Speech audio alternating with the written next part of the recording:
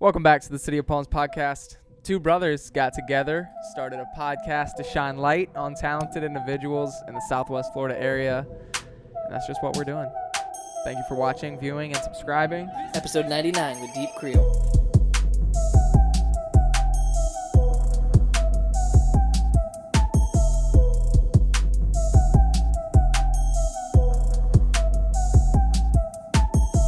It's few and far between that you meet people now down here that are born and raised here. Mm-hmm. You realize that?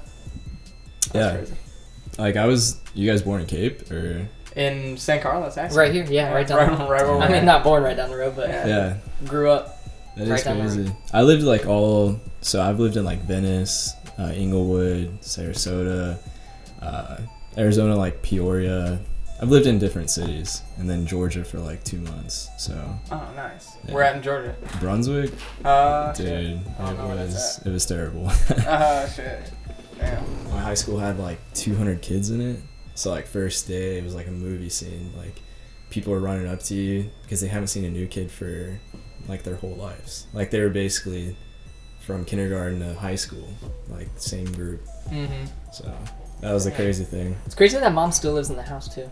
My mom and dad still live in the house like we grew up in. Dang. We had a house fire and it burned down, and then my dad rebuilt it, and now they still live on that same property. Dude, that's Crazy. insane. So now when we go there to visit, it's just like how time has passed. It's like that's been our whole life through everything, you know? Yeah, that is. It's pretty cool. Were you like moving around all through like high school, and then when you got here, you went back here and finished high school? So it was like kind of elementary all the way up to high school. I moved out when I was 14. So like, Damn. yeah, my buddy's family took me in. I just got tired of moving. So like from Arizona, I moved back, went to North, and then I moved to Georgia. So I went to high school up there, moved back, went to Island Coast, Mariner, and then went back to North my sophomore year. Damn. So it was an adventure, man, for sure. Like Arizona was even crazier, just because like, you know, you're a Florida boy, and then you go out to Arizona, and it's like, Whole different dude, environment. crazy. Like, even Florida to California is like way crazy. Mm-hmm. It's crazy not having beaches nearby too. Like I lived in Pennsylvania for a couple years, Yeah. and it's weird. Like here, you can get to a beach so easy. You know, Yeah. just like drive, you know, a couple different directions, 20 minutes, and you're at a beach. Let alone water. Like, you won't see water in Arizona at all. Yeah, that's Like, another thing. You got to find a lake or something. Yeah. And it gets like super cold. Like everyone's like, oh, it's so hot there. Like it is, but like wintertime, dude, it drops down to like 20, 30 degrees. Like we go snowboarding in Flagstaff. So it was like pretty crazy to get, you know, used to that climate change. Mm-hmm. But yeah, even hiking, like I was talking before, you get up in the elevation, man, and it's like you get cold and like it's harder to breathe, and it's pretty crazy. You get up in like the vortex. You guys ever heard of that? Uh-uh. So like the vortex is like, it's like an energy level. Like I don't believe in like energies and all that, but you get like this crazy rush of like energy. So you guys are When you're in high altitude. Yeah. What? Yeah, so I it's never like heard of that. something to do with like the way that Arizona is, or it's called the vortex. I haven't like looked up, you know, much about it, but Damn. yeah, it's pretty crazy. Damn. Is it only in Arizona or just that I high honestly elevation? don't know. Like, people would just be like, "Oh man, like you're up in the vortex right now," and you're like, I was like 13, so you know, you don't really know what they're talking about. Uh-huh. Yeah. And when I went back, I was 17, and I like, you kind of notice like the difference. Like you just feel crazy, man. Like you feel like you can go like hike another 100 miles. Like, I don't know, it's weird. That's weird. Yeah. What is it about? Isn't it the football stadium in Colorado? Like a lot of times when NFL teams play there, like I knew like certain players would sit out because of the Mile High Stadium or whatever. It's so elevated that they have like issues, so they Yeah. can't even play. I remember the Steelers played there, and like certain players were out, and I was like, damn, like, but it was because of the elevation. I think it's the Air Force, the college football stadium. Mm-hmm. I think that they like train. They have to like wear a mask to That's get used to the crazy. elevation. Damn. I could be wrong on that, but I'm pretty sure that's what it was. Man, I wonder what that feels like, because I've never been. Pennsylvania had some like high elevated areas, like where I lived was like on like super hilly terrain, but even I feel like it's very far from like what that elevation feels like. You know what I mean? It's yeah, and then you come back to Florida and you're like, what the hell? It feels so weird, everything being so flat, for real. Yeah. That's something I didn't even consider when I moved up there, because I was born and raised here, you know, just flat everywhere, not much of any hills other than the Fort Myers Beach Bridge. Yeah. And then where I lived there, it was just like, bro, crazy. And my first time ever seeing snow was the morning I had to go to work at 4 a.m., and it was fresh snowfall of the winter. Damn. And so no snow plows. It was the beginning of winter, so they weren't like in a full system yet, the snow plows. And it was so early in the morning, they wouldn't have started yet anyways. So when I'm driving to work, dude, I seriously was like so scared. I just like to the wheel, you know, just going, because every time you'd go down a hill, you'd have a big hill to go up to get to like the next part of the road or whatever. And I just kept thinking like, bro, if I don't like make it all the way up, I might just like slide down or something. Were you like spinning at all? Like yeah, a little bit, but it wasn't as bad. I feel like I handled it okay, because by the time you got, I lived on like back roads and stuff, so that was sketchy. But then once I got to like some more main roads, there were some car tracks or like a car in front of me that I could just kind of like stay like in their pathway, so I wouldn't. But yeah, I was scared because I didn't know what it felt like, you know, to be in snow, let alone drive in snow on hills. Yeah, it's crazy. And that's like how I feel like snowbirds are down here. Like it starts raining like crazy, and they emergency flashes come on, and they're just man. 5 miles per hour. It's the funniest thing. Like you'll see just like 20 of them, you know, going at it. This guy's got animals coming all out of nowhere. I'm just gonna put him in the cage real quick. Come on, boss. It's the cats we gotta worry about. They came up like nudging me. You like cats? Yeah, dude, I'm pretty an animal person. Yeah. I hate cats. I'm Really? allergic to them, even if I wasn't. I hate cats. Yeah. Yeah. I'm more of a dog guy. Yeah. I'm trying to think, like, I don't really do snakes. Yeah. Snakes are wild. It's crazy how people have pet snakes. Oh, dude. I What's watched, the point of that? there's a guy on YouTube, or like Facebook. It's J Historics or something like that. Oh shit, I think I've heard of this guy. Dude pulls like 20 foot yeah. pythons out, anacondas. I'm like, this guy's crazy. Crazy as fuck. Yeah, snakes, I don't trust them, man. No, can't. It's not worth it. Reptiles in general, man. Like those big, what are they called? Komodo dragons? Oh, fuck. Yeah. Yeah. Or the Komodo lizards or something like that. Yeah. Fuck that. Can't trust it. Can't trust it. Are you an animal person or not? Oh yeah. I mean, I like dogs. I feel like I really only like dogs. Were you I feel like someone told me, and it made sense. It might have been you saying, like, when it comes to like snakes and spiders and stuff like that, it's like you want a pet that you feel like has feelings towards you. You know, like if you like got hurt, it would like be upset. But something like a snake, like what is it gonna show you? I mean, I actually have chickens. Really? My wife and I, we have chickens, but it's even them. You know, it's not like I don't. You know, we do it for the eggs. Really? Not really like. I don't give They're cute though. You get attached. They're cute. No.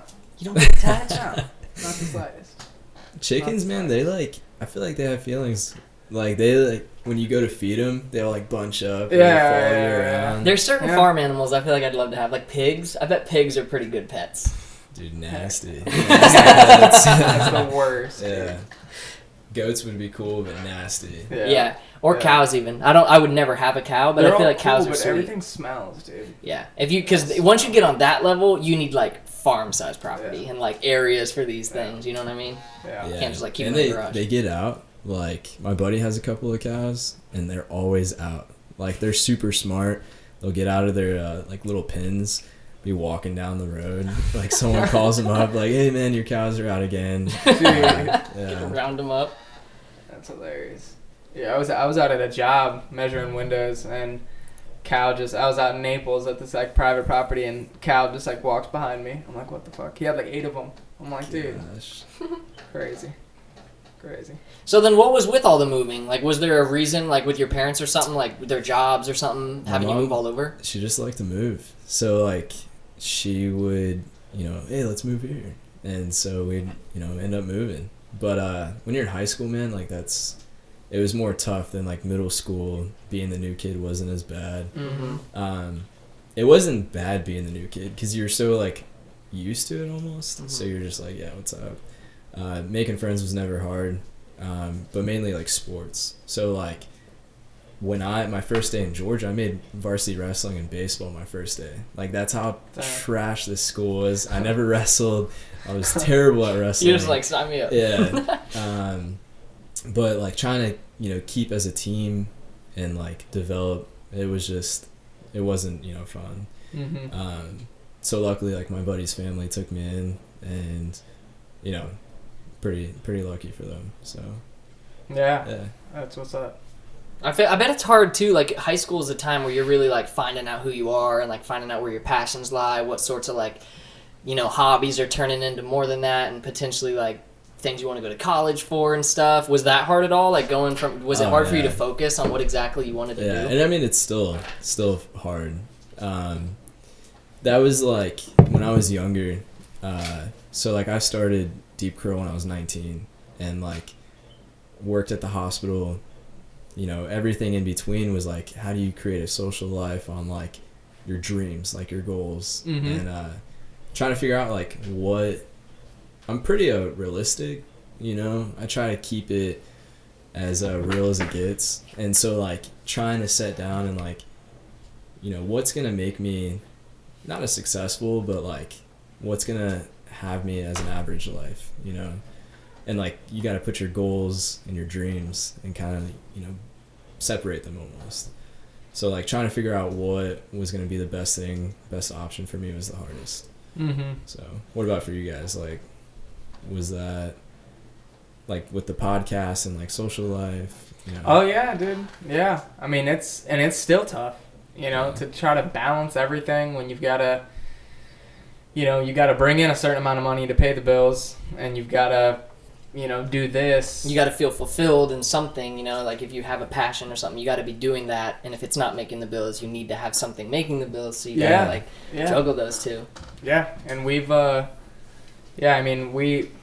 not making a whole lot of money off this podcast, so we have to still, work and stuff, but we still make this work, which is good.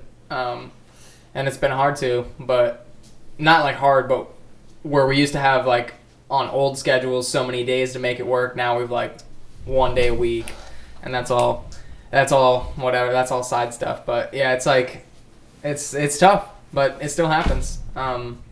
This guy even has like more of a personal experience with that too. Yeah, it's a little different for me because in high school, like I would always draw, and like there was a lot of stuff I was into. Like we're both into skating. I've always been like into drawing, and that was like one of the first things I remember thinking to myself. And I remember as a kid looking up on like Craigslist looking for freelance cartooning jobs, because I was like, that's what I'm gonna be, a freelance cartoonist. If not a pro skater, I'm gonna be a freelance cartoonist. And like that was just in my brain. And then writing too, I'd like write stories, and I always just thought like one of these things would do something for me eventually. And now I'm kind of got to a weird space where like I've done all these things over the years and like gotten a little better at all these things over the years and whatever, and now it's like it's all culminated into just kind of what I do. I have a side job that's making me money too, like an actual like I work at a school and whatnot. Sweet. But aside from that, like it's looking like all this stuff is gonna kind of be what I do for a living, Yeah. Because I want to open a skate shop. Like I feel like that'll be the perfect way to, because I do the shirts and stuff for City of Palms. Like that's all my designs and stuff. Oh, dude, that's sweet. Yeah. All of the like any copy we need for websites or descriptions on YouTube is just like writing by me, however I write the intros and bios and everything. So it just seems like the skills I picked up and little things I'm passionate about have like kind of contributed to who I am. And it's still not very clear what exactly the like career is going to be, but it's culminating. You know what I mean? Yeah, and that's kind of what I was kind of, saying, is trying to find, like, ways to, pay for other, like, your dreams, you know? That was, like, my biggest thing with Deep Creel was, like, dude, how am I going to start a business at 19? You got to pay for, your car bill, your insurance, phone, and it was just, like, if you're not making, a full 40-hour week job, trying to go to school on top of that, that was like the biggest brick wall that I ran into.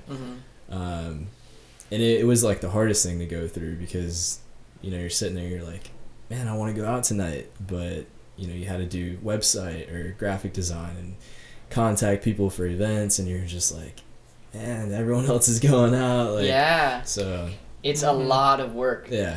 And then, like, your goal as an entrepreneur, like starting a new thing, you're wanting to make any money at all. Like, you're trying to make money with your ideas or your product or whatever it is.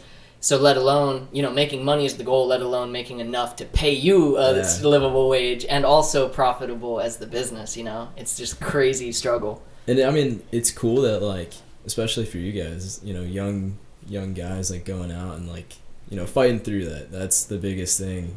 And like you said before, like, you guys are coming up on 100 podcasts. Like, a lot of guys would have stopped, a long time ago. So, like, that's a pretty sweet thing. Yeah, and what we've mainly had to do, and, like, me in particular, is, like, find ways to make it all, like, serve each other, you know what I mean? Like, when it comes to, like, the podcast and skateboarding and, like, our day jobs, it's all kind of, like, intermingled to where it, like, fuels each other, Like, me and Danny work day jobs, so a lot of times we'll talk about something like that on the podcast, or we'll have experiences, we'll talk about it on the podcast just as, like, a passion type thing, but people like listening to it, so it's kind of like fueling the passion a little bit, you know what I mean? Yeah, that's awesome. And that's how everything goes, like, experience, Like you said, you're going to build from your experience, like, your life, like, your future, and that's what a lot of people, I think, mess up on. They have all this experience and they, like, don't put it to use, or they don't have that passion, that drive. And that's cool. It's cool that you guys found that. Like, or some people will, like, narrow their vision a little bit too much, where, like, I think if I've learned anything over, like, my adult years, it's just that you should try to spend as much time in your day doing things you like doing, like, things that make you happy, as you can, even if they make you money or not. Like, so many people strive for, like, I'm gonna be a pro, like, basketball player, so, like, I'm going to be, and, like, that's all I'm gonna ever do. But, like, I guess that's maybe a bad example, but you have to do these things because they make you happy, and if you continue doing them, you're gonna get really good at them. So whether it's art or writing or, like, anything in my circumstance, I've just tried to keep doing it, even if, like, it isn't looking like it's going to be what I do for a living. I like doing it, and I'm getting better at it. And now, like, some of these things have made me some money, so it's pretty cool, Yeah, that's awesome. Getting paid for what you love, that's, like, the biggest achievement, I'd say. Yeah. Oh, yeah. Mm-hmm. And it's hard when it starts to feel like a job, or when it starts to feel like a chore. Like, I was doing art full-time for a little bit, and it just got to a point where, like, it just seemed like I had all this time to do art, but I wasn't as productive as when I work a full-time job and do art in my free time, just because, like, having that pressure of, like, this is what you have to do to pay all your bills, draw something, you know what I mean? It's like, that's so much harder than just being at work all day and thinking, like, oh, I want to draw a picture of something, like, such and such, and then when you get home, just draw a picture of it for fun. You don't have to worry about, like, I need to make $200 off this, you know what I mean? Yeah. Was it, like, commission paintings, or was it, like, things that you wanted to paint and then would resell? It was a mixture, because I would vend a lot, so anything I painted would just be on my vendor table, and a lot of it was just, like, things I liked, like anime characters or comic book characters or whatever. But most of my money was from commissions, and a lot of it was graphic stuff, like someone wanting a logo for $50, or someone wanting like some sort of poster or something like that, or a character for their brand. I realize, like, that's what burns people up the most, is, like, working for other people. Like, not even if you're an entrepreneur, like, the commission work. I know so many artists that do commission based, and they're like, man, this is so, like, not what I wanted to do. And it's weird, because you're doing art for a living, but it's just like when someone tells you, like, I want you to paint a green monkey because I like green monkeys, but you don't care at all about green monkeys. You're just sitting there, like, trying. And there was a time where when I was working full-time, I didn't do commissions at all for that reason, because there were sometimes, like, they'd see I do cool anime characters, and they would want a character from a show I had not seen. And a lot of, like, in my opinion, the reason my paintings come out, like, cool looking is because I'm stoked about it, I'm like, dude, I just watched the new season of, like, whatever, and, like, I really want to paint a picture of this guy. And if I don't even know what the show is, a lot of times it doesn't even come out cool, so the person's not happy, you know what I mean? Yeah, and that's, like, so with my artist, I work with, like, a couple of different artists for the shirts. One of the recent ones was Cole Trent. The guy is, like, a freaking beast. He's from Cocoa Beach, and he's like, what do you want, man? And I'm like, well, what do you want to do? Like, what? Because, like, you can't take away from an artist. Like you said, the green monkey, like, you could give a shit about it, but so he came up with like this shark and like wrapped leaves around it, and I was like, dude, I would have never even like gone out of my way to bring that up to you, like, hey, I want a shark with leaves around it, but it came out amazing.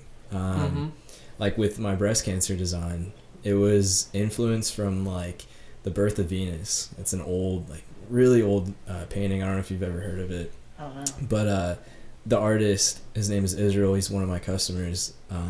We sat down and he like sketched it out. I'm looking at it like, dude, what the hell? Like he incorporated a mermaid and, you know, threw like starfish sunglasses on it. And so like I let my artists do what, you know, their passion is, like, you know, what they want to do that day. So if you take away from the artist, like your art's going to be, you know, shitty. Yeah. Green And that's the thing, like advice to anyone placing a commission. It's like you need to be specific in what you need them to do for you, but at the same time you can't be too specific. Yeah. Like it was so funny the other day, someone was in the garage and I have the worst, in my opinion, the worst painting I've ever done. It was for our friend that he wanted Biggie Smalls drawn in cartoon style, and I was like, I can do that. And then he wanted him to have a Mr. Game & Watch body, like from Nintendo, so that it didn't like overcomplicate. He didn't want like a whole portrait thing. So I was like, okay, like cartoon face of Biggie, Mr. Game & Watch body. And then he wanted him to be smoking a dab rig, because the dude like did a lot of dabs at the time. And he wanted the dab rig to look like something New York related. Like he suggested like a Statue of Liberty or something. And I don't really know what a dab rig looks like, so I'm just like, okay. And I tried my best, and the Biggie face looks okay, but it just I made like an apple at the bottom and then a Statue of Liberty going up that he was like smoking out of, I guess. And it just looked so stupid whenever it came down to it. And I was like, dang. But it was because of that. It was like it was so specific that I didn't get any sort of like leeway, you know what I mean? I tried to give him exactly what he wanted, but especially with tattoos, dude, that's one thing I see a lot of people go wrong, is they'll like sometimes just show a picture of a different person's tattoo and be like, do that on me.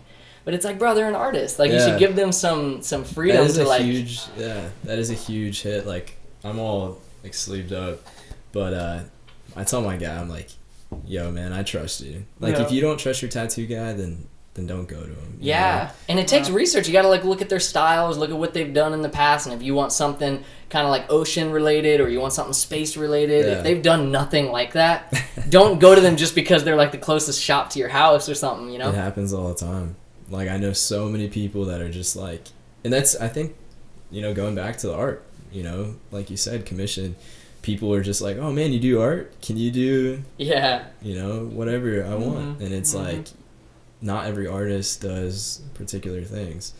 A friend of mine like can't do people, like amazing artist, like crazy good, but she just can't draw people. Like any marine life kills it, but that's like the funny thing is people are like, oh, can you draw my husband? And she's like, I can draw a sick ass mahi or something. And it's like, so that's you can't take away from an artist. And I think that's anything. You can't take away from an entrepreneur. You know, if that's, you know, their dream and that's their passion, then don't cap them, you know. Yeah. I wanted to ask too, for anyone listening who doesn't know, like, what is Deep Creel and what made you start it at 19? Yeah, I was wondering that. So Deep Creel, it's my initials. Okay. Dalton Karubi, DC. So a creel basket is like what they used to store fish in. So I was working at the college actually, FSW, and I was like brainstorming, and creel basket, you know, I'm putting my dreams and my goals in my creel, and it's deep, you know, it's kind of cheesy, but that's like what my passion is, you know, to make a change for our waters. So I donate 10% to coral restoration, my proceeds. And for this shirt, it's like a limited edition, 20% back to breast cancer. So nice. Just trying to make a change for like our waters. So back, you know, to starting it, I was 19. It's just like kind of when, little after, you know, news people, or not news people, but I'd say like YouTubers started coming out and saying like, hey, there's coral getting, you know, they're bleaching, they're dying. You know, Four Oceans was doing like the plastic cleanup, turtles with straws, like everything just started kind of popping up, you know, wherever I looked. It was just like our marine life is dying. Never really been like a huge marine life person, but it's funny you asked about the animals. Like, I've always been, passionate about animals. Never been like, I want to be a veterinarian or something, but would like to make a change. Mm-hmm. So I was doing work at a place called Where the Fund. It's a printing company, and started talking to the guy, and always wanted my own, clothing line, and I wanted to incorporate, the marine life with it. So my friend Annabelle Brewster, she's the artist I was telling you about with like the people. Her work is so sick too. Oh, you've seen her? Mm-hmm. Yeah. And she did the mural on the side of what's that place called? Right by Botanical. I think it's the deck bar. Dive bar. Yeah. She did like a cool shipwreck. She is insane. So like we were friends freshman year. We became like really close. I ended up moving, and just kind of like brought to her attention. I'm like, yo, would you want to like become partners? Basically, you do the art, we'll do 50-50. And we started brainstorming, with the coral and what our like goals were, how we were going to do it. We were both 19. So like you can only imagine, fresh out of high school, both going to school. I was working at the hospital and she was on the East Coast. So she got me some designs together. I ran them on a couple of t-shirts, and then we hit Vero Beach for our first event. So it was pretty, dude, from February to, I think it was March or April. So we started Deep Creel in February, sat down, like ran the ideas, and had our first event in April or March. Sick. Of 2019. So it was like pretty crazy. And then we had our last event at Millennial Brewery, and we were with like people that work for National Geographic, Ocean Habitats. They're like a big company, and it was crazy. We were 19, so we were with like the big dogs, Captains for Clean Waters. We were literally 19, just hanging out with these guys and making a change like they were. So, Heck yeah. Nice. That's cool. It was pretty crazy. Was it hard? We were talking with Judah about merch and like how hard it is sometimes to not only like come up with the designs, but also like the quality of your products, the shirts you put them on, the hats and everything. Was that hard to like outsource at first, or was it did you have a good handle on it? So that was like, it's still hard, because I'm in like that quality control where I do everything local. I give back to local. I can go to China and get the stuff like way cheaper, but I'm big on like the community. And like that's why I started this company, was to inform the community, bring everyone together, and like make a change. So I'm big on small business owners, and so I give back. And the cool thing is I get to like kind of sample what I want. So they'll be like, hey, how does this look? And I'm like, great, man. So with hats, it's hard because like you don't really know the colorways. So like the colorway, like this gray. That's a good looking hat. Like I came up with like the colorway. I was scared because you're like, dude, some people don't like gold, and ended up killing it. So nice. Yeah, there's been hats where I've like ran them, and they were, I think in my mind, I'm like, those things are so ugly, and other people eat them up. They're like, oh man, I love this, it's so different. And like, that's the whole, I guess everyone has a different opinion. So Have you ever had any like huge setbacks so far with like an order or something like that just kind of like screwed everything up for 1 year or something like that? Not for the whole year, but like. Yeah. No, man. The biggest thing was like COVID stopped a lot of production. So like these hats for 4 months, I couldn't get any colors. No vendor had them. So that was like the hardest thing, was everyone was wanting to order, and I was like, I don't have anything, supply demand. I didn't have anything. So that was a major setback because it was frustrating. Yeah. Because you're like having the customers but not having the stuff for them. And like especially starting out, I just started back in April by myself. So I'm like full ownership. Annabelle has, a lot on her plate. She's in like the entrepreneur program. And then she's in art at NSU. So like I picked it up, and since April, dude, that was like the biggest thing was, you're starting back up. You're kind of nervous because you're by yourself now. And then having the customers and orders are there, but you're like, sorry, like can't do it. These pink ones were very scary because I did pre-orders and then like couldn't find any pink long sleeves. Like nobody made them. They made like neon, but I can't do dark colors with like my prints because it takes away from like the actual image. So yeah, I was pretty nervous. Dang. That's so. When did that shirt come out? Or is it out yet? So I just picked these up like yesterday, actually. Oh, nice. Okay. Yeah. So they're new, right? Because yeah. That's next month. Yeah. So nice. I'm doing like from basically they're on my website now, but from now to October, I was taking pre-orders for these, and that's when I was scared because like the company ended up saying like, oh, that's the wrong pink. So I already had orders for the pre-orders, and I was like freaking out, but everything worked out. So nice. Yeah, pretty stoked. And then these are new. Picked these up like last week with a couple other colorways. So. Heck yeah. Yeah, the merch looks good, man. Yeah, I like those hats. Real nice. Thanks. Have you been sticking to just shirts and hats, or do you have other stuff too on the website? So that's like another thing that I'm kind of running into is I want to collab with like a lot of local, people, like custom rods. I'm looking to do like some custom candles. So it's like far from what I do, but at least the proceeds go back to coral restoration, and it's gonna be like a beach scent candle with like shark teeth and like coral in it. So heck yeah. Yeah. That's cool. But I'm trying to find the lady. Like when I was at Millennial, I met this lady that had these like coral necklaces, and Okay. I like lost contact with her. But I'm trying to incorporate some of those necklaces within Deep Creel. Yeah. So I've been like searching every day, like trying to find this lady. Can't find her. Dang. It's pretty crazy. Dang. But You ever heard of her? Mm-mm.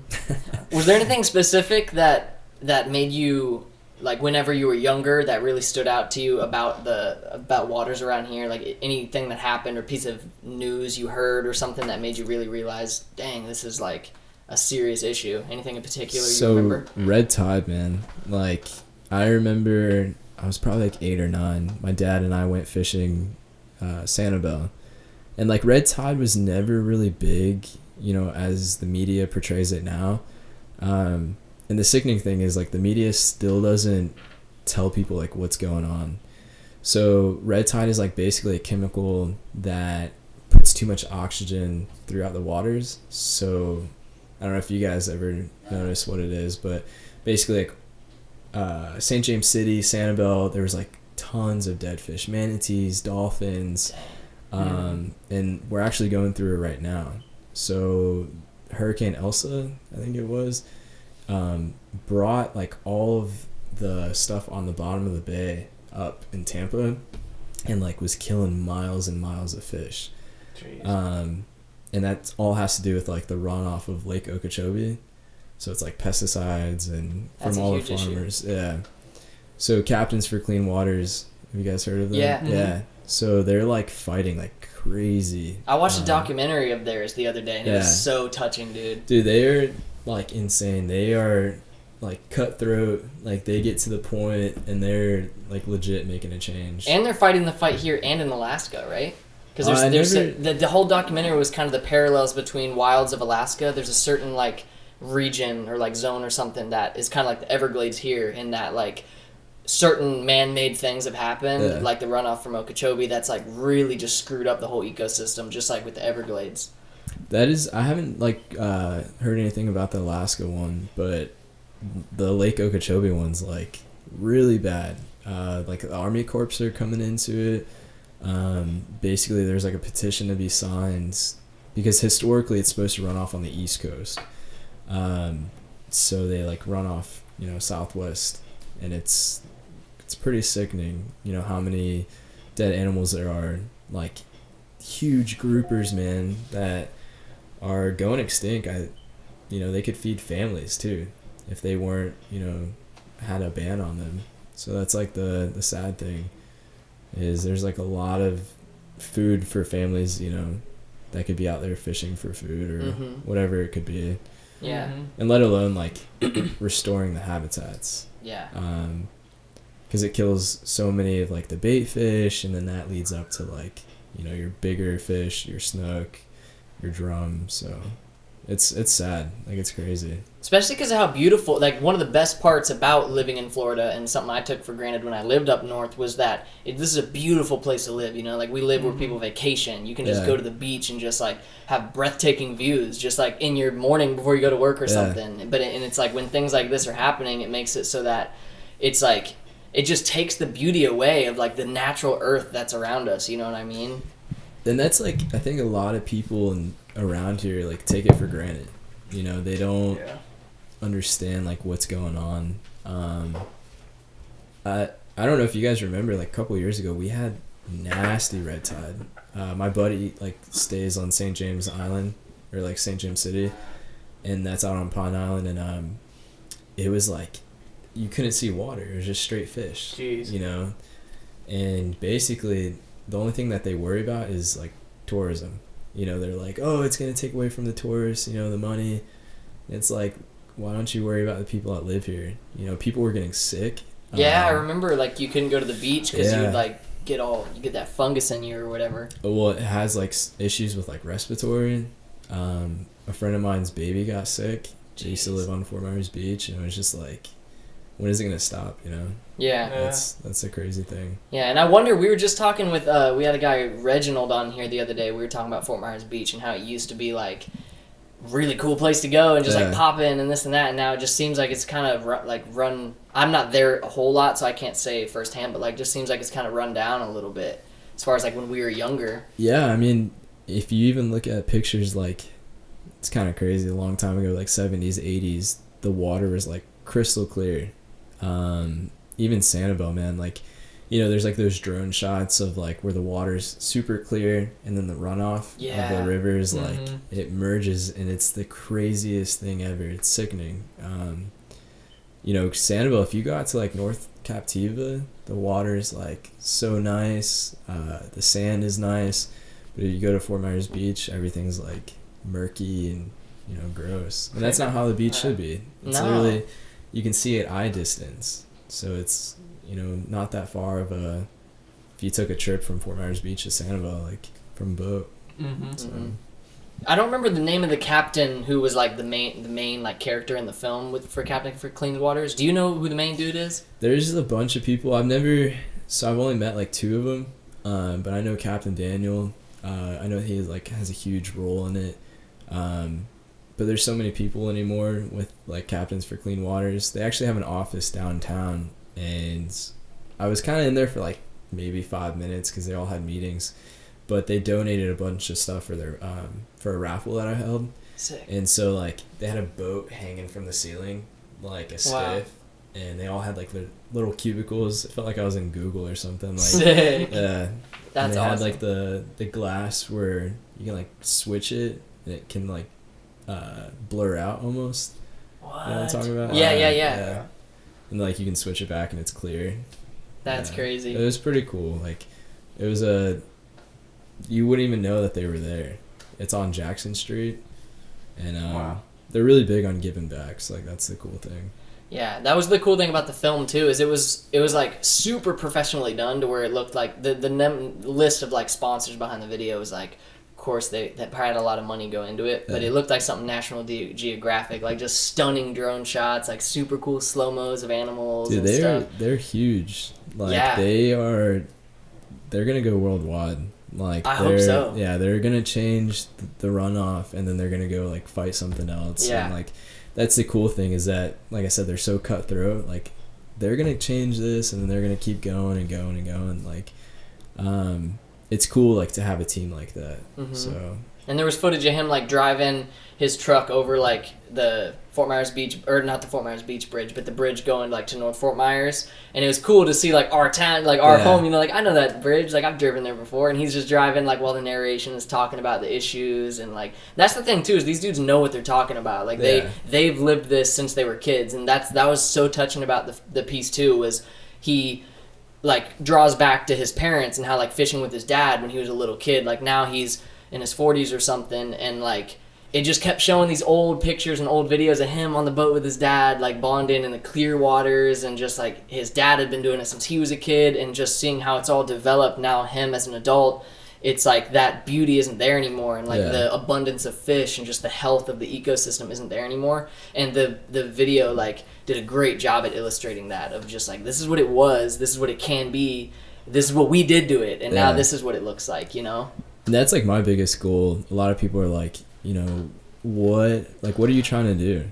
And I'm like, well, I want my like future, you know, family, my kids, to be able to like see what a sea turtle is, and like see what coral is, and like just that natural beauty, like, you know, oh, that's a dolphin, you know, or a manatee, dude. Like kids might, like, you know, we're on the path to kids not knowing what they are because they're gonna go extinct, and that's like tragic. I remember when I was in middle school or elementary school, going to like don't remember what it was called, but mud flats or no, something like that. But they had a bunch of manatees, and I was just mind blown as a little kid. Like, they're like giant cows underwater. Yeah, and that's like the biggest thing is, you know, even coral. I just talked to this lady like last week.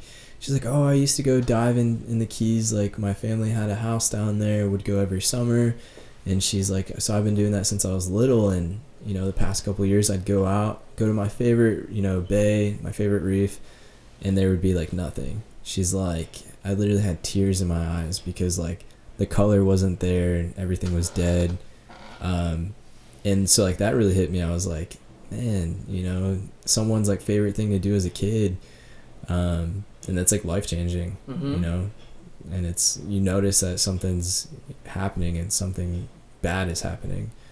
So that's what I like, my goal is to kind of change that down the road. So, and even just to bring awareness to it too. Like, a lot of people we only know our perspective, and like obviously if we're on the beach, we're seeing how clear the water is, and if it's murky, we're gonna be like, oh, there's a problem. But underneath, you know, there's like so much, and being like going down in there and seeing how the coral reef is just this like beautiful like portrait. You know, you couldn't even paint something that beautiful because of how like all the fish are just like living in there, and there's all these different creatures.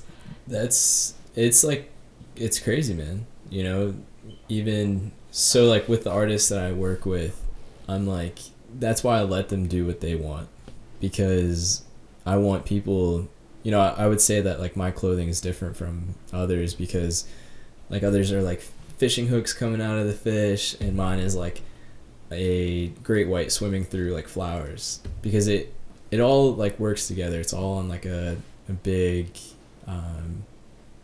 like rotation almost, you know, the fish result to like the flowers, because, you know, the animals on land will have to eat them. And does that make sense? Yeah, kind of worded it's that, all like a cycle. Yeah, it's all a cycle. And it shows that our actions, you know, like whatever we're doing and choices we're making with our policies on land are affecting the waters, which are affecting the coral reefs and the whole, you know, everything down there, which is affecting us, you know, and it's just vicious. I was lost, like I couldn't think of the words, but yeah, like just the cycle.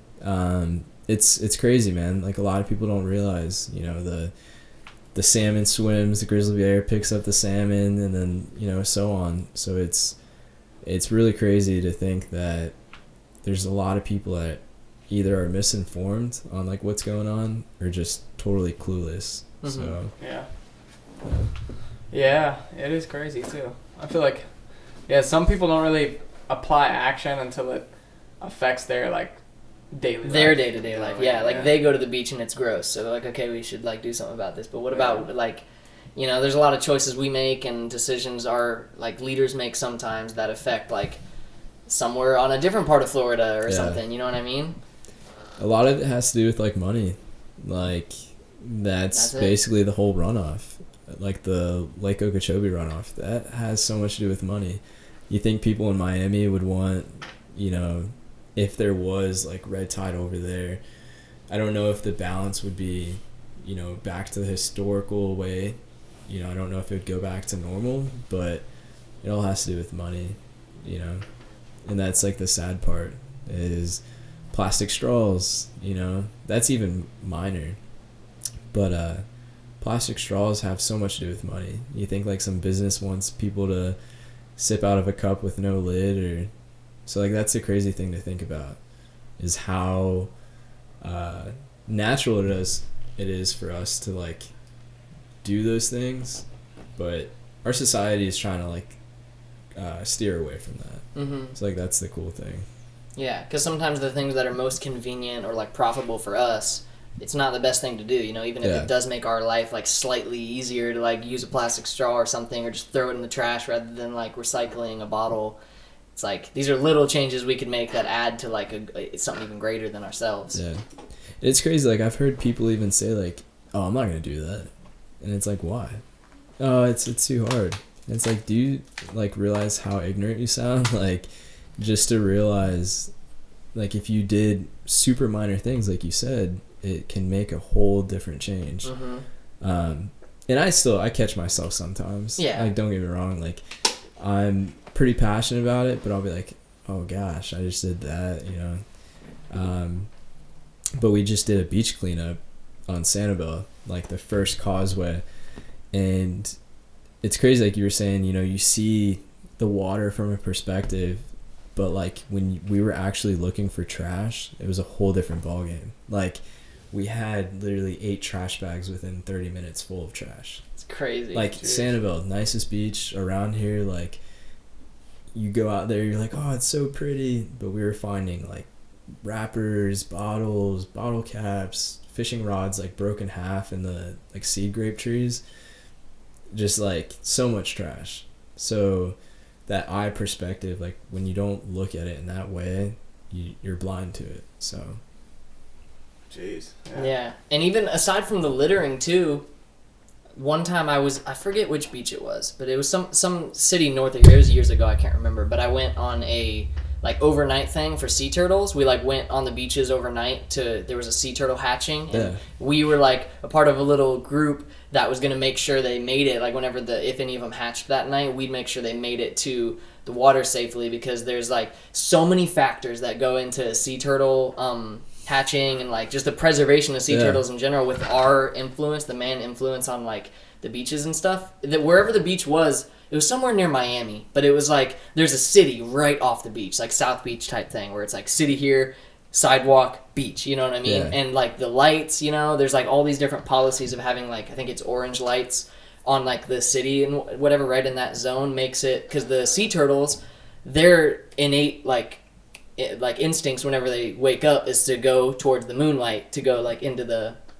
ocean, but our lighting is so artificial and blinding that they often look at the city and then they go the wrong way and get run over and killed as soon as they're, and it's like a huge issue. And there's more to it than just that. There's like tons of things that cities like that are trying to enact. And it was crazy being there that night, because you realize all the ways the city isn't complying. And to me, it just seems like that's like, just change it, you know, like just put the money into it. Even if you lose some money as a city, that's what needs to happen, because look at all these like lives, you know, it's not human lives, but all these lives are being lost, and like whole species is declining because you want like your city to look better for like tourism or whatever, and like so people buy. And there were certain shops that wouldn't, there was like ordinances, and there was like one t-shirt shop in particular, I don't remember the name, but it wasn't complying to the rules. Like you'd see all these shops have like orange lighting and like dimmer lighting, and this one was just glaring neon lights, and all the people in that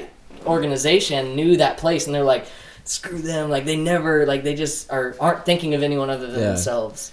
And that's like back to like, if the business isn't profiting from it, like why do they care? Yeah. And that's the sad thing, is for people to realize that you know, if they don't profit, then they don't really care. So yeah, no, that's true. That is true. Where'd you get these at? Aldi? Aldi. Oh, Aldi Cow. Yep, got some fruit snacks. You want some fruit snacks? I'm good. Thank you. Yeah, I had the regular Aldi ones, and then I was going down the new Halloween, like autumn products, and I saw the Halloween ones. Had to cop those. That's funny. I always love whenever all the fall stuff comes out in the grocery stores.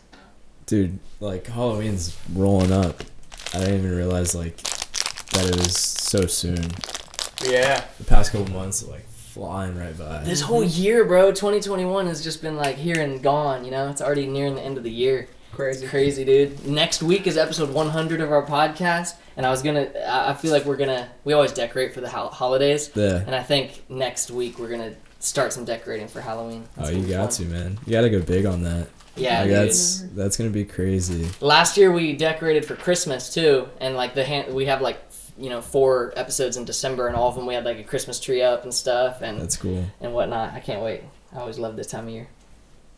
Yeah, start getting some nice weather in. Like, I cannot wait. Get rid of the rain. Yeah, man. Yeah, I can't wait for that. It's been raining like crazy. Yeah, dude. Crazy. Yeah, and us as skaters, like, this is the worst time because it's like we get off work at like 5, 6, 7, and then it's like that's usually when the showers are happening, and there's no indoor skate parks around here. Have you guys ever skated Ride Nature? Love that place. Really? Yeah. Mm-hmm. And they have their indoor park in North Fort Myers, the Ends, but it's they have very limited hours because it's a super small place, so it's kind of just like for the like Ride Nature people and immediate like people that skate with the Ride Nature guys a lot, so they're only open for like skate church a couple times a week, and it's dope. I just never North Fort Myers is super far, so I don't make it out there too often. Dude, even downtown's far from you guys. Yeah, and I try to make it there often because like they not only have a cool mini ramp, but they have lights that they let you turn on whenever you go, so you could go like 3 a.m. or whatever. Yeah, if you like work at a bar or something, you could just get off work, go skate the ramp, and I mean, as far as I know, they've never kicked me out. It's always just seemed like welcoming environment. They're cool. They're like really cool out there. I tried getting the shirts in there back in 2019, and then we just kind of went on about our lives. But I'm gonna try to go in there and like talk to them again. They were all about it. They just wanted us to bring like some samples in, but super nice people. Like, I love the whole backstory behind them. Yeah. Mm-hmm. And like what they do. Like, they do great stuff. Yeah, dude. Yeah. It's worldwide really cool. too. Yeah, that's the crazy thing. Like, I went in there, didn't know anything about them. I just saw like this dope place, and I'm like, yo, let's stop in here, talk to them. Started researching them online, and I was like, what? I almost wanted to do it. I was like, that's crazy. Like, these people just travel, and that's their lives. Like, that's the cool. And their like store's super sick. Like, they have like a bunch of skate stuff in there. The little coffee shop. Yeah. Chairs. I went in there like a couple of times, did some work, and I was like, this is crazy. I admire the woodwork too. They like the way they've built certain like displays and stuff. It looks like a lot of it is out of like reclaimed wood and skateboards and stuff like that. Super cool vibe. It's the skateboard rack, right? Like, where like the shoes are and everything. Like, the old Florida home, like, you can't beat it. Like, that's my favorite thing about downtown is just like the whole vibes inside of an old Florida home. Yeah, dude. Yeah, we live in a cool place. I love like just all the local business around here that like there is to support. That's why we're the same way when it comes to like ordering shirts and stuff. Like, we could just go through some website or whatever and get a bunch printed, but there's people around here who are like trying to make a living with it, and I feel like it's better in the long run, to gain a relationship with that person. That way, like, if you need some special, like, I actually need this in my order this time instead of that, like, they can just have a conversation with you and say yes or no rather than having to like email someone. Yeah, or whatever. and the connections you make are like, that's my biggest thing is like, connections. No matter what it is, if you just meet some guy, eating lunch, or you talk to some lady like, hey, my name is Dalton. The connections you make, the friendships, let alone, crazy. And it'll help yourself out like so much. That's why I haven't moved out of Florida. Like, I just know so many connections where it makes life so much easier. And giving back to like the small businesses, like you said, it's nice, it's satisfying for sure. And then when it comes to like hosting events or being a part of events or something, it's cool to see how many people and like small businesses can come together to make something cool happen. Millennial's a good example. Like, they always have stuff of just like random, music shows and art shows and this and that. Yeah. All just people around here, that like went to high school around here and are like starting their own thing. There's actually a food truck. It's called Don't Give Up, and it's these two guys, and we got to talking at Millennial, and like their food is amazing, like, let alone. But they were at Scotty's in the Cape. I don't know if you ever heard of it. Yeah, I've heard of it. But I was driving home from work, and I was going to go get like a pub sub, and I saw like the open sign at Scotty's, and I saw their truck. And so I pulled off, and I was like walking up, didn't even say anything. Like, yo, Dalton, man, what's up? And I was like, that's cool, like, that's sick. That's, the connections you make. Sat there and bullshitted with them for a little bit. but that's like the nice thing, you know, having someone that knows you and that is like willing to like work with you no matter what it is. That's the cool part. Yeah, and it makes it easier too because like when it comes to like networking and making connections and stuff, like social media marketing is such a big part of it. And now like when you get to know somebody and it's like an interaction like that, where like first name basis, y'all see each other out like when you're just doing stuff around town, and whenever it comes to like sharing each other's stuff, promoting each other, just helping each other out in any way, you know, social media or otherwise, it just makes it easy because that's like your friend, you know what I mean? Yeah. It's not this business associate that you need to like keep good standings with. It's just the person you care about, you know what I mean? That is true. When was the last event that you did at Botanical? I did one today, set up my stuff today for Set Life's Support the Fort event, and then it's been a minute before that. I can't remember the last time I set up. I was there with Gohan for, it was just some random like botanical event. I wasn't setting up my stuff. Today was the last one. Dang. Yeah, I had an event in last one I did was June for the coral restoration. Was that the one where you had brought? Because I was at one of your events. That's what I thought, dude. I was like, man, you look so like. After I was looking at the boards, I was like, I'm pretty sure he was there. But that was like, a dope event too. Dude, I was super busy, but now that you say that, like, that's funny. Yeah, because I remember Captains for Clean Waters was there, and you had the what was that? It was like a big artificial. Yeah, that's ocean habitats. So like they basically put those under docks, and like they tie them off to the pylons, and what happens is like mini, like algae and mini like bait fish basically attach themselves and make it a habitat, and it filters water.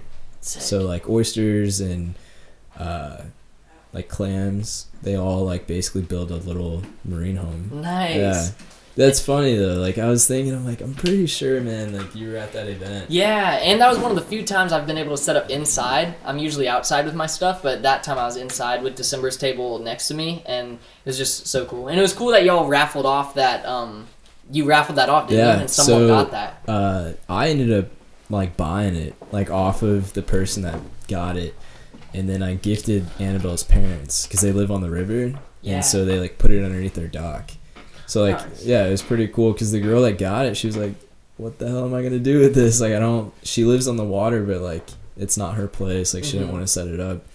But for someone like that has a dock and lives right on the water, perfect. And like it's their house. They've owned the house since like the 50s, dude. So her like grandma and grandpa bought the house, and like that was their vacation home. And so like, you know, it's cool that her family like basically, you know, started it, and then, you know, she grew up there, and so it's like the cool thing. It actually was like a place they used to bring cattle in. So like that's how old this place is. Wow. Yeah. So like that's the cool. I'm excited to see like how marine life attach themselves. Yeah, so, well, that'll be awesome. Mm-hmm. They have like a huge oak tree back when Irma hit. They like their oak tree fell over, and they had to cut it up. So like the base of the tree they threw in the water, and like a bunch of marine life attach themselves. That's and, like, sick. Huge blue crabs, and like they go out there and like feed them, and yeah. That's awesome to see. That's cool, yeah, like, dude, massive snook swim around it. Like it's really cool. Do you fish often? I try to. Try to? Yeah, I feel you. Yeah, I feel you on as that. much as I can. I actually do like I buy and sell canoes. You guys ever heard of those? Hell yeah. Yeah. Heck so like I fix them up and I try to take them out and go fishing. But what are they running for now? Because I know back when I looked at them, I wanted one when I worked construction. They're around like 4 G's for a nice one. Dude, I picked mine up. Like it's kind of sickening, but last one I bought was $450. Whoa, $450. $450. Whoa. Yeah. So I like sanded it down. It had a trailer. Basically fixed it up, painted it. Sold it for like $17. So, Motor already on it? No. Yeah. Okay. So I made, $12.50 on it. Yeah. So. Yeah. Do you put a motor on it? Did you put Yeah. Like I had a motor. I had a 3.5 on it. Okay. Heck yeah. So So the best one I've ever had was a 15 horse 2-stroke, and this thing was like amazing. Like 2 strokes, you get out in the hole like way faster. Oh, I bet. Yeah. But this thing would like fly, dude. I would take it all across Pine Island. Like these big bay boats would be going past us, and we're like flying with them. it's like it's scary because you're on a little tiny 15-foot boat, but it's a game changer. You get, like 6 inches deep, or shallow. Yeah. You know where Mullet Creek is? No. That's like actually right across the street from where we're at now, like where the McDonald's is up here. Sweet. If you just go across the street there and take that all the way down, there's like a little marina there. And I always wanted a canoe for that because you pay like $10 or whatever, drop off, hit that shit, and they're perfect for the back bays, dude. It's canoes, like I tell people all the time, I'm like, I have roughly like I put $1,000 is basically like the most I'll pay for one, and you have these people buying like $70,000 boats. How often you're gonna take it out? This little canoe goes anywhere besides like miles off. But funny story, like I took my buddy out. This is like last month, and we were just trolling with like a little 3.5, and there's like a drop off, like it was like a dam. And you ever seen that Vine like years ago where like the two guys are fishing and like he's like, oh, stop. Yeah. So I'm like cruising and like my buddy's like, bro, it drops. And I already knew it dropped, and I was like, what, man, I can't hear you. And so like, we're like almost about to fall off, and I like cut the motor, and he's freaking out, and like, I'm laughing my ass off, and like we're turning, and I'm like laughing. I go to reach for the motor, and like I cut it so hard that like you have like the two prongs on a motor. It was like hanging by a thread. And like it was like 20 feet deep, and I like was like, do not fucking move, man, like I gotta put the motor back on, but was about to lose my motor. Damn. Oh man, wasn't so funny anymore, but jeez. The kid was about to like start crying. But yeah, man, we took it out. I had a spot that's like infested with gators. It was like 2:00 in the morning, and I have like this huge DeWalt light, and so I'm like out there like trolling. Well, this like motor was giving me issues, and it kept stalling, and so like, dude, it stalls, and there's like literally shining light, and there's like 4 gators out there. Whoa. It's so scary. The kid's like freaking out, like moving the boat, and I'm like, dude, like if you make me fall in, like I'll be so pissed. I mean, we'll probably die, but that's Yeah, you remember that movie Wild America? Do you remember that movie when we were kids?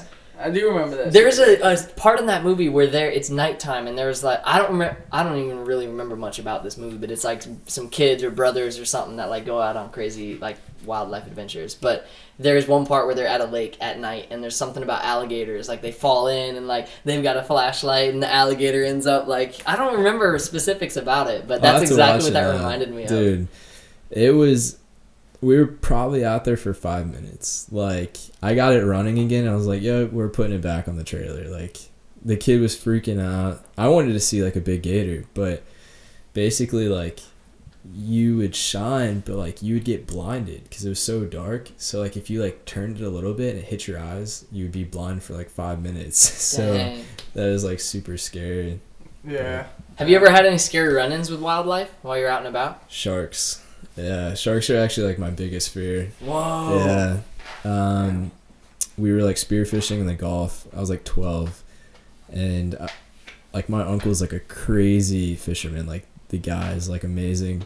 So we were out with him and like a couple of his buddies that are like photographers, like for Florida Sportsman fishing. And oh, nice. So I was like 12, and we're out there like spearfishing, and like out of nowhere like bull sharks just like pop up out of nowhere and like swimming around. And aren't bull sharks the ones that are super aggressive? Yeah, like bull sharks and tigers. And my uncle was like, he shot a permit fish and was like bringing it in, and like this bull shark like came up and like snagged the permit fish are like the very narrow fish, and like hit it, and I was like, fuck that, dude, I'm out. Like hopped it back on the boat, and they're all still swimming out there. Like crazy. Yeah. And then Sanibel, you know, like where the bridges are, like the causeway, and like the lighthouse. Well, like out in the middle is like a huge shark hole, and like I didn't know, and I was like trying to impress this girl. I was like 14, moved back from Arizona, and there was manatees out there, and I was like, dude, I'm gonna go, you know, swim out super deep and try to impress the girl. And so like my cousin's fishing like over here, and like I'm down the beach and out, and it's like in a spot nobody goes to. It's on the left of the lighthouse, and the girl's standing there, and my cousin's like casting out, and there's this lady like tanning. She's like, oh, look at the sharks. And so my cousin starts casting them, but they were like swimming out by me. The manatees disappeared. I'm like, what the fuck? So I'm just chilling out. I was probably like 75 yards out. Like, I was deep. And next thing you know, I hear, shark, shark.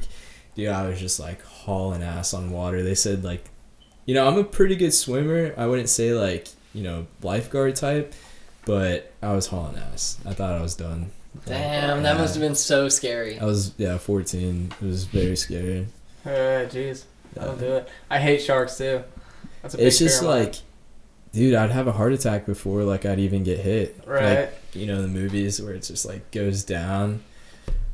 My brother actually just got back yesterday from shark cage diving. So he went to to California, and then he got on a bus to like Mexico and stayed on a boat for like a week. Damn. And, so yeah, there's like clips of like great whites swimming behind his face. Wow. Like his head. That's crazy. Yeah. You ever seen 47 meters down? Yeah, dude. Yeah. That's I'd never go. yeah. Never go. I would send him clips of that movie. Be like, what would you do, man? He's like, so That's funny. That'd be so crazy. That was something I really feared whenever I was scuba diving, was like seeing something unexpected that, like, you know, you never know what there is down there. And there's like barracudas and stuff when I was there. There's like shit that could bite you or like be aggressive or whatever, but they don't, because you're down there in their environment, and like if you're just like moseying along, they're just doing their thing. yeah.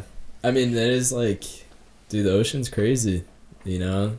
There was like a video of this guy, he's from like Australia. He was on a paddleboard and like a sea snake. It was on TikTok, and like the sea snake just like swam up to him, and they're like very venomous, and he like fucking tapped it and was like, dude, get out of here. Like, it was like 5-6 feet long. Yeah, I saw that actually. Yeah. That shit was crazy as fuck. You're right. Dude, wild. Yeah. Like, and it's crazy that people like swim with great whites. Like, you ever seen those like free divers that just like run right up against it? Yeah. Yeah, I couldn't. Crazy. Heck no. Yeah. That'd be insane. What do you think is scarier, open waters or like just wading out like through the Everglades type, like Oh, shit. like swampy? Open waters, dude. Yeah. Yeah. Like, I'm not scared of gators. Nah. No. Damn. Like, don't get me wrong, like a 12-foot is pretty, you know, that would mess you up. But I don't know, man. Have you guys ever been to Peace River? I've never been. I've always wanted to. So I got like a shark like tooth tattoo, actually. Sick. Yeah. Heck yeah. That's like what my dad and I used to do. Peace River is like the river full of like shark teeth. Yeah. And we'd run in with gators all the time. But like, sharks are fucking scary, dude.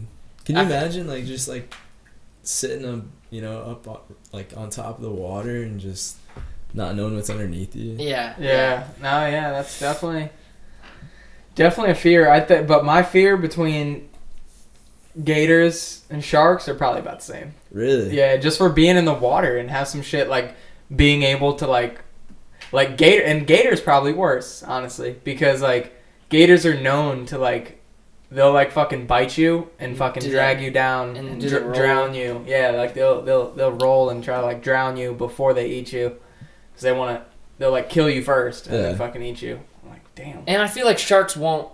I don't know. I guess if you're like wading out in a swamp, I feel like you're more likely for a alligator to mess with you. I don't know though, than a shark to like attack you. Yeah. You know what I mean? Because like they would need to see you as a food. Everyone says I'm like crazy. They're like, dude, you're crazy as fuck to think that, or like to believe that you're more scared of sharks than alligators. But did you guys see the video of the lady? Like, yes, I did. I know exactly. Yeah. That was scary, bro. Oh my gosh, dude, yeah. and like she handled it so well. Yeah. But, like, dude, for her, she was like laughing and like just ripped her to pieces. Like, just kept turning. Yeah. And then for the guy, like the bystander, they like left him in with the gator.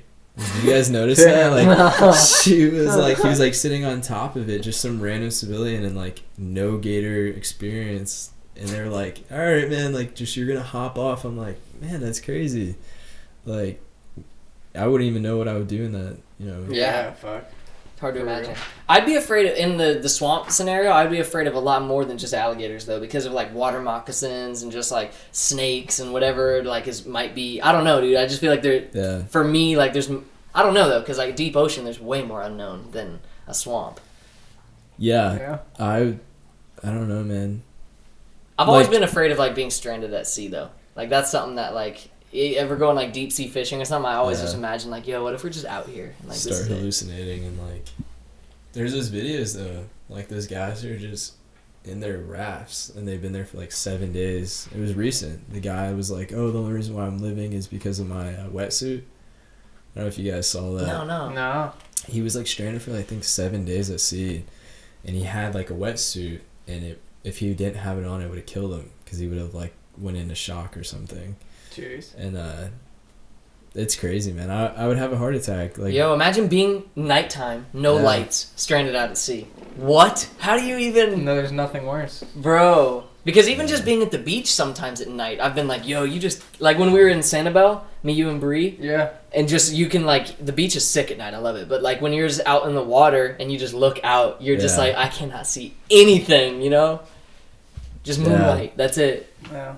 Yeah, let alone like, dude, like coastline, like you said, like stingrays or whatever it is.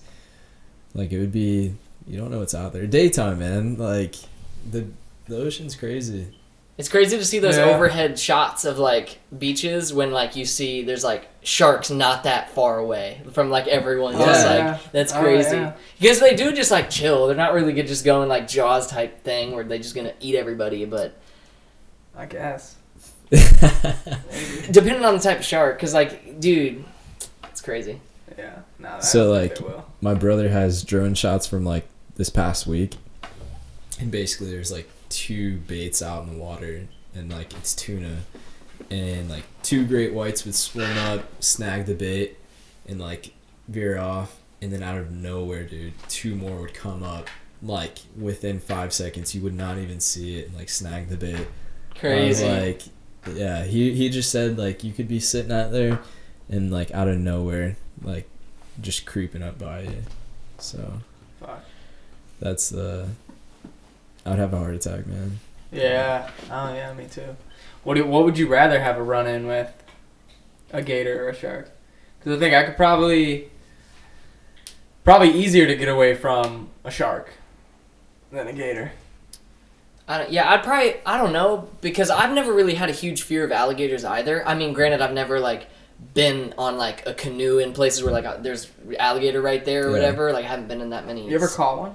No, Never caught one. no. But though, like there's one place we used to camp, Okaloochee Slough. We used to camp, and there's Panther Pond, and at Panther Pond there's hella alligators in there. And if you shine a light out at night, you can just see all their eyes, like where they camp out. And I like it. Like it's cool. I enjoy like going by the water and just like not being stupid, but like going by the water and just like looking at the wildlife and stuff. But I've also heard that I wouldn't. I'd say alligator, because a shark, if it gets you, you're dead. You know what I'm saying? Like if a shark attacks you in the water, I feel like I have less chances of like getting. What would freedom. you do? What would you do? Didn't we talk about this? You shouldn't. They say you should like punch it, but that's actually meant you should jab it in the eyes. Yeah. That's what you should try. But if I'm in the water with a shark, I'm not going to be able to accurately poke it in the eye or something. I don't know what I would do. I feel like I could, bro. Probably have a heart attack. Like that's probably what I would do. Yeah, honestly. I know. But like open water, rather than being like knee deep, chest deep, like if you see a gator coming, now if it's like crocodiles especially, like they can stay underwater for super long. But if I'm like knee deep or waist and I see a gator, like you can at least get out of the water, but like once you see the fin, I'd die of a heart attack. That's true. And that's the That's thing true, too, is yeah, alligators. that's Like I feel like you're gonna. Again, I don't know shit, but like I feel like you'd see an alligator more often before it gets you than you'd see a shark before it gets you, because like there's so much water underneath you that like a shark can just like get your leg or whatever, and it can swim just like the way it can dart and swim. And You ever seen the show I Was Prey? Mm-mm. You ever heard of that show? I Was Prey? It's by a bunch of different animals though, right? Yeah. Yeah.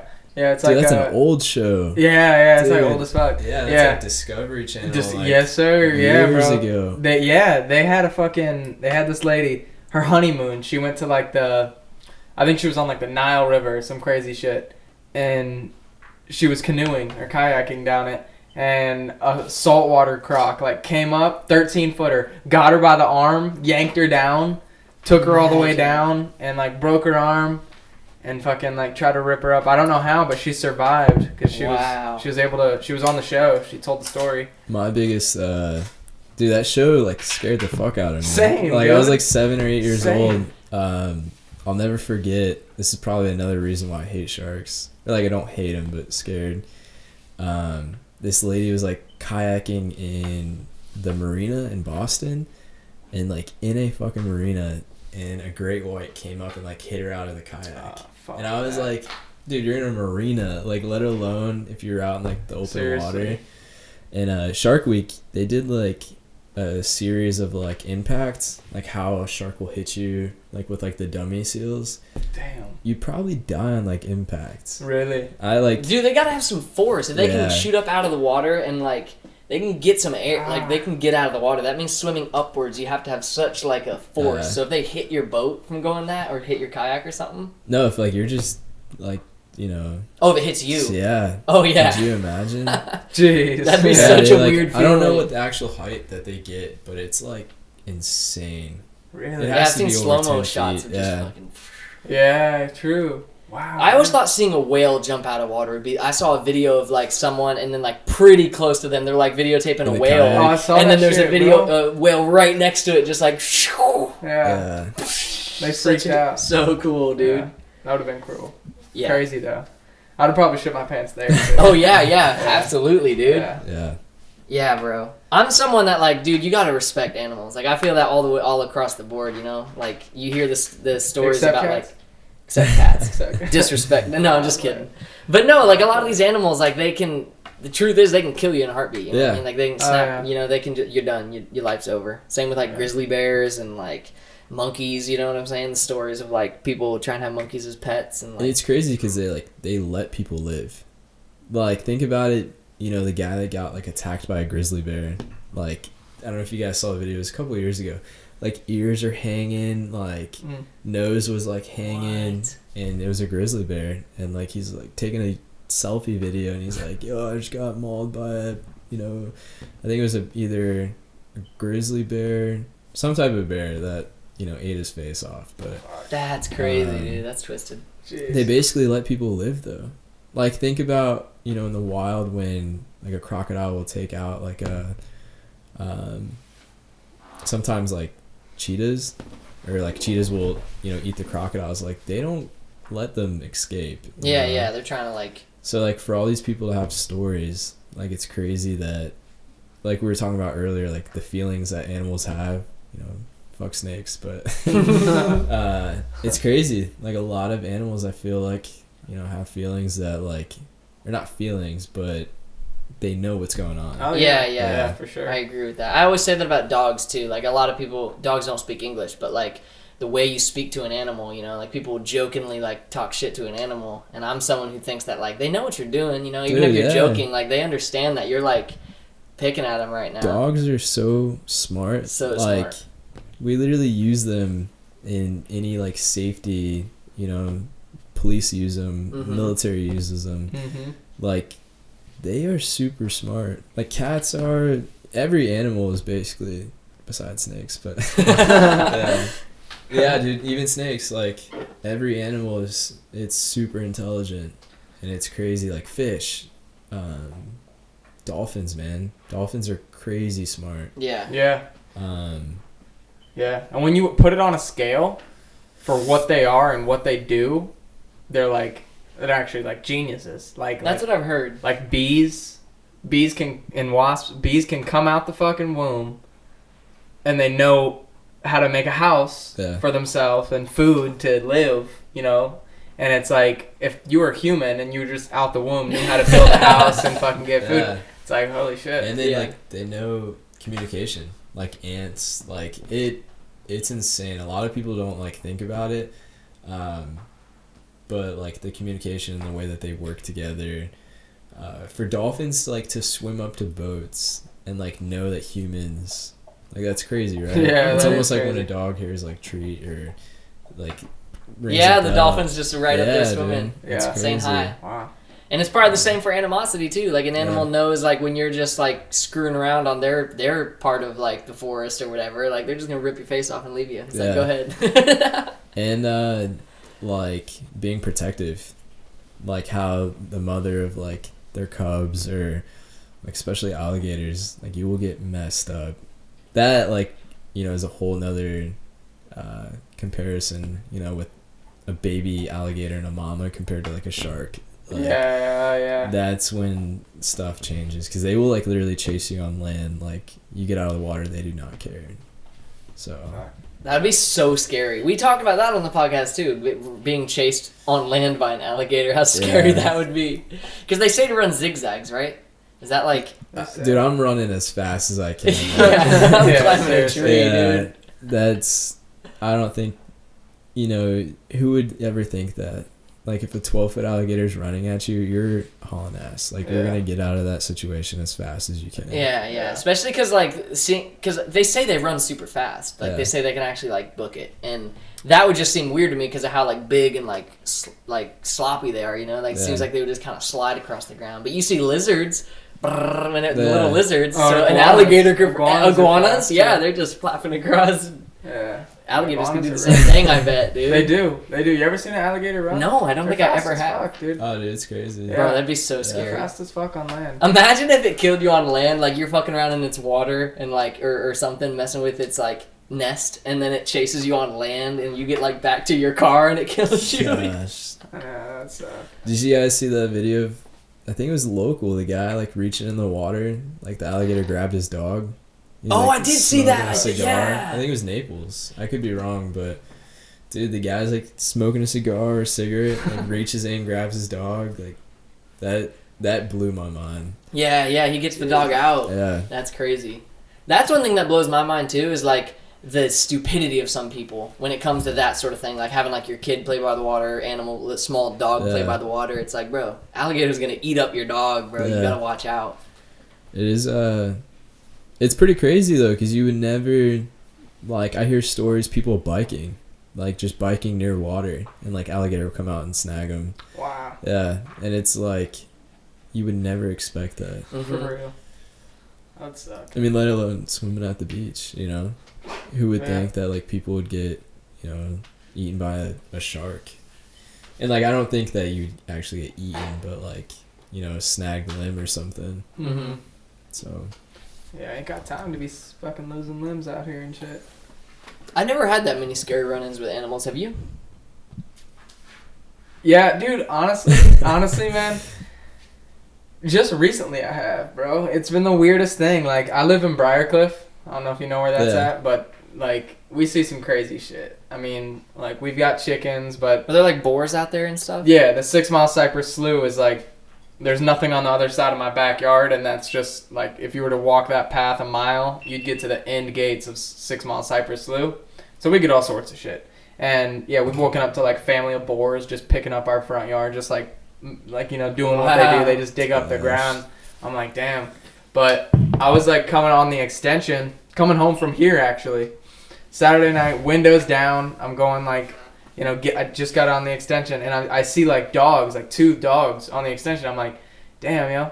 And then one of them, like, booked it, and one of them started to book it, and I was going, like, slowing down, and I realized they're coyotes, and I'm like, oh, shit. And then one of them, like, he went and then turned around, and he literally, like, my car's here, and he, like, is running real close here to the point where I saw, like, his teeth in his mouth. Like, he was, like, He was like, snarling, yeah, and his fucking teeth are all, like, showing, and I'm, like, I'm rolling up my windows as I'm, like, fucking smashing the gas, just, like, I thought I hit him, too. Like, it was, like, shoo, and I was, like, just looking back. I was, like, damn, I didn't feel Crazy. nothing. That was crazy. And then driving down Briarcliff, similar situation. I'm in Briarcliff, though. A deer just comes out, jumps across the road. I'm like, what the fuck? Yeah, dude. Never seen it. gosh. What the fuck, man? That happened all the time in Pennsylvania. I've never seen a deer in Florida. Really? No, I have. When we went You see camping. him in, like, Stony Brook. Oh, really? Believe it or not, yeah. I was What? fishing in Stony Brook with Austin, and a deer. I think it was a doe or something. It didn't have horns, so it was just like fucking just trotting. I was like, oh shit, what So the cool fuck? looking. It was so cool when you just They're have majestic. them in your yard. Yeah, I bet. Yeah, there's a lot of woods out there, like by Stony Brook, Mhm. and then like the highway, obviously. Dude, in Arizona, we had run-ins with coyotes all the time. Damn. That'd be so scary. Yeah. Damn. So like we lived in basically like all the neighborhoods connected. That was like the cool part. But the local movie theater was like a shortcut. If like our parents didn't take us, we would walk across the desert instead of like walking the highway. And there was like a time where like my buddies and I would always walk together.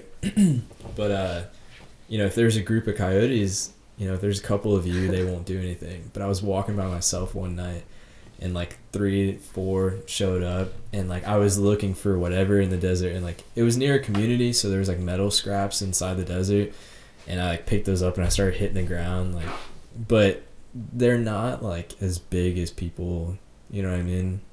Like you could literally like kick it and it would like fly away. Really? Yeah, they Wow. weren't. Now like I saw a huge coyote like as big as him, dude, and we were driving home from school one day, and like massive coyote, and I was like, oh dude, look at the dog, and like we drove past it, and it was a huge coyote. Yeah, Damn. like wolf size. Yeah, damn. Wolves would be scary, dude. Yeah, The dude. movies about like in the woods, like I don't remember. There's that one with Liam Neeson, right? Where it's like something about wolf, like packs of wolves. Yeah. That would be so scary because wolves are huge, dude. Dude, and they like work together. Yeah, pack, dude. Yeah, you'd be. I'd be friends with wolves. That'd be so cool. I'd start petting them. Yeah, you just be like, we're good, right, Paul? There's a place throughout Florida that like you can literally adopt like a wolf. Like you have to have a bunch of clearance, but they like Wow. don't like breed them, but I think they rescue them, and then like the pups, and these things are huge. Yeah, I forget the name of Yeah, that place. yeah, me too. Mom used to tell us about it, I I think it think. starts with an M, but I know, I I've follow heard them on Facebook, and it's crazy. Yeah. Like, Yeah, the I think wolves they've are got like- one in Naples, right? I think so. Yeah. Yeah. Or it's like wolf. It's like a wolf sanctuary. Yeah, it's like wolf M something. I don't know, but it's crazy. Like it is pretty dope. Yeah, that'd be cool, dude. That'd be really cool. I would adopt a wolf, dude. That'd be sick. Take him to the dog park at a Estero Rec. Everybody out. Everybody out. Everybody at? I feel hard enough taking him, dude. What has Especially he done to that? Oh, I know. I gotta buy Kyle new slippers. He's just What? destroyed that slipper. I heard him chewing it, and I thought about going and taking it, but he already destroyed it. So I was like, I already got Was it. that like real time? Like that just happened? Yeah, like he I thought just that was a picked it up. toy the whole time. And bro, he had both of them in his cage the other day. Like he just. So he's been fucking with the slippers? Yeah, and I had to scold him multiple times. He knows better, and he's just sitting there having the time of his Look life. at him. Now Time he's is like, life. you're mine now. He's like, oh yeah, I love this. Yes. Dude, he chews up everything. He just loves destroying things. He doesn't just love chewing things. He actually likes ripping things to shreds. How old is he? He's not a year and a half yet. I'm waiting to fix him until he's a year and a half. Gosh. Yeah, he's still got a little bit of growing. Yeah, he's gonna gain like 40 pounds, Yep. and He's gonna bulk up a little because Yeah. right now he's super lanky. He's tall and Yeah. lanky. Yeah. He'll bulk up a little. still that puppy stage. Yeah, Yeah. Yeah.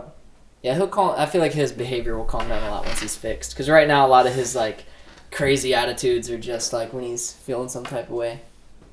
Yeah. Down in some You get all slippers. anxious, huh, dude? Hey, we see you. Hey. Now you're being so sweet, huh?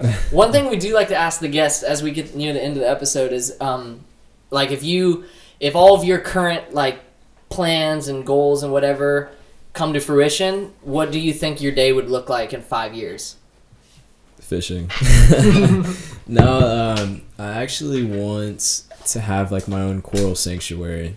So I want to get like some sort of degree like marine biology, and basically like have a huge like sanctuary that like schools can come and research and basically like come together and try to, research on how to bring coral back and like marine life and basically, marine health, and to restore the waters. And so basically like just a huge piece of property, working at the sanctuary, going out in the boat, like testing water, pH levels, and fishing a lot. Heck yeah. Heck yeah. What about you guys? Like, what is your 5-year goal? Have we answered this on the podcast? I don't 5 think so, years? man. 5-year goal. I think at this point in time, a 5-year goal, assuming, because we got a lot of other things going on the side too, Yeah. but assuming this and everything else puts us where we want to be in 5 years, We'll be recording episode 600. So. Oh, 600. You guys better be at like 6,000. Yeah, You'll be doing it full time, man. Yeah, that's exactly. right. We'll be doing more than one a week. Exactly. Yeah. So I think. I'll be running the skate shop. No, That'll be a thing. Okay, listen. go ahead. We're gonna be in, because it's the plan from the beginning. We're gonna be probably have a location in downtown Fort Myers, hopefully, and be like not like a warehouse thing, but like an office front building Yeah. with like a skate park, like clothing, fucking merch type thing with a stage so we can do events there. Got a gym, got a skate park. All indoor, Little private office up top. overviewing it. With a podcast studio and shit. We want to make a place where it's like activity based, where a lot like our main thing is skateboarding. So if like at the end of the day, we always feel like skateboarders need to be treated more like athletes. So in our minds, like having that facility and members could pay like a set fee a month, like $20-$25 a month, and have a key fob access To everything. to just come and go as they please. Yeah, So if you're Yeah. rehabbing from an injury, you Yeah. have access to the gym facility. So it'd be like 24/7 access to a Dude, skate park, That's life changing. private gym. Yeah, dude. Yeah. Yeah, we needed that. We needed that in certain parts of our life, and Yeah. I think as a community, we still need that. And facilitating this and what we do, putting the podcast studio there would and draw a whole new crowd there, and then hosting events there too. He can sell art and everything that he does, have a skate front shop for it. It'd be sick, man. Yeah, dude. There's the old fire station on MLK. Yeah. True. Dude, I want that place so bad, but I mean, for you guys, that would be sick. There's sometimes I'm Yeah. driving through town and I see a place like that old gas station off of by the extension where you live. That old gas station that's Yeah, run down. yeah, I always think yeah. dude, imagine if that just got gutted out, that property was owned and you have a giant concrete space where gas pumps were to be some, because it could be indoor outdoor type Yeah. thing. Yep. One step at a time though. That's where we want to go though, dude. No, I see it though, for sure. That would be so insane. Basically, your guys' little own ESPN. Yeah. Because Yeah. and then it'd be mixing everything we do, it'd be the skate shop, it'd be the Yeah. art, it'd be because we could sell local brands in the shop, you know what I Yeah. mean? So we could have a little display for Green Bites desserts, and John can drive it over, and we could pick up our orders from him, and we can have Deep Creel shirts, and Yeah. all sorts of local band shirts. Green and things Bites like are that. fire, dude. Love Green Yeah, Bites. Green Bites are so Super sick. fire. Shout out John, he's killing Yeah. it, bro, killing it, Yeah, he's on top right now. leveling up. He's killing it. But yeah, dude, that's sick. So you guys want to stay in Fort Myers? Yeah. Yeah. Yeah. I used to always want to move. I used to want to go to Portland eventually and live somewhere like that, city like that. But the more I've lived, and I lived in Pennsylvania for a little bit, getting back here, I just realized this is where I need to be. Yeah. And especially right here, mom lives down the road, brother lives literally walking distance right there, older brother. Sister's shortly down the road, still walking distance. Danny is just right down the road with his wife, and it's just crazy. All of us being right here, it makes it so that if one of us needs something or one of us is going through something, it's just it's cool because not everyone has that. You know what I Yeah. mean? So for me to move away and just pick up and start somewhere else, it'd be fulfilling for me in a lot of ways. But staying here would be just And that's what needs to happen. the connections, man. Yeah. Back to it, the friendships that you make over the years. You can always make it somewhere else, but it's it is hard getting connections. Yeah. Yeah. And it's actually meeting people that friendships matter almost. Mm-hmm. Yeah, dude, I see it. I see you guys the 5 years. That would be crazy cool. Yeah. You too, dude. Yeah. Because imagine taking in a podcast guest in that scenario where it's you walk through I don't know, Yeah. because I can see it, bro. It's in my head clear as day. So Yeah. we Deep keep Creel working. City Palms 5 years from now. Yeah, could you imagine bringing back OG guests and Yeah, Oh, dude. We yeah. talked about with Judah. Judah was saying 1 year I'm gonna come back and we'll see what cars what my fleet looks like Yeah. 1 year from now. Yeah, and it's gonna happen. and realistically, man, we want to always do that. We want to always focus on having guests back in, years or even 6 months down the road, if big things have happened, touch back on, and it's just fun. Because a lot happens in even just 1 year. Like Nate, have you heard of Nate Traveler by chance? Mm-hmm. Nate Morales. He is a friend of ours from like school. Like he knew him whenever we were in high school and stuff. And he's like started doing music, and he is blasting off. Like he's doing music independently. Oh, this is a recent post you guys made about him. Like something to do with music getting taken on. Oh, and that was One Way TB. He's another good example, though, to where like these are people legitimately like making their dreams come true. Judah too. Judah's a good example, like making their dreams come true. You know what I mean? And we can see that happening, like from talking to someone at one point in time, and then just watching for like a year or two. Yeah. They're gonna go through so much stuff and accomplish so much that like it'd be a privilege to talk to them again and be like, "Yo, like look at all these things you did. Let's reflect on that a little bit." You guys had Justlo on here, right? Yeah, that was a great episode. I was like scrolling just to kind of see like, how far you guys came, and dude, that's crazy. Justlo, like, I think it was 2018, 2019. I started my buddy's Hunter Weeks, Annabelle's boyfriend. Yeah, I know him. So like he kind of put me on Justlo, and I was like, damn, dude, this guy's from Fort Myers. Like, Fort Myers, dude, has so much talent, and like I think the world doesn't understand that, even with athletes or entrepreneurs, artists. Bro. So who was it? Sammy Watkins was in the Super Bowl. Yeah, Trey Boston, Deion Sanders. Like, dude, I could go on about sports, but let alone like Baby Jake. Yeah. Fort Myers. Dominic Fike. His album right behind you. Yeah, they. I think Baby Jake went to Bishop. I think I could be wrong on that, but dude, so much talent. Like, it's pretty insane. So it's cool to kind of, you guys are, let alone like surrounding yourself with it. So as everyone else, blows up, you guys will be right there. So, and it's cool to like, we've always loved doing this because like it's not that often you get to just sit down and talk with someone for like an hour or 2 hours with zero phones, zero like side things happening other than freaking Gohan chewing up a sliver. Going ham. But you don't get often to do that with someone, and so to just like really talk and like get to know each other, it's like, it's dope, So even if like, I don't know, dude, it's almost like documenting some of these things, like some like really reflecting on what is happening and what we want to happen, like our goals and dreams and stuff. I think it's really important to just sit down and talk about it, Yeah, for sure. I mean, that's like the way that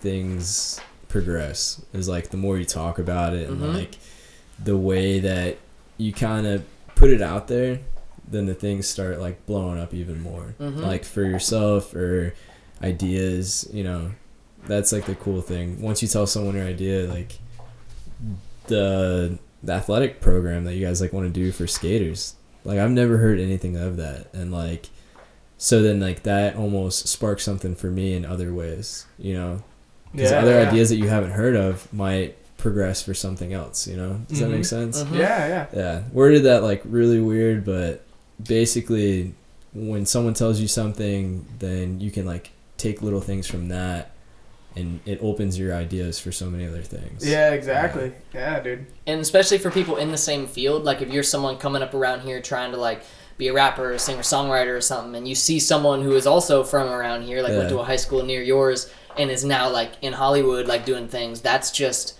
I feel like Dom was an example of someone who is just one of us, and he's now like made his dreams come true, and he's a superstar. So it makes you realize, oh, I can also do it if I like just approach it the right way and give it like put into it what I am, like don't try to be someone else, just be me, because that's what Dom always was he's just like him, what I'm saying? His style is like very unlike others, and now he's famous for it. So it's like whatever your endeavor is or your company is, it's just got to be you, you know what I mean? Yeah.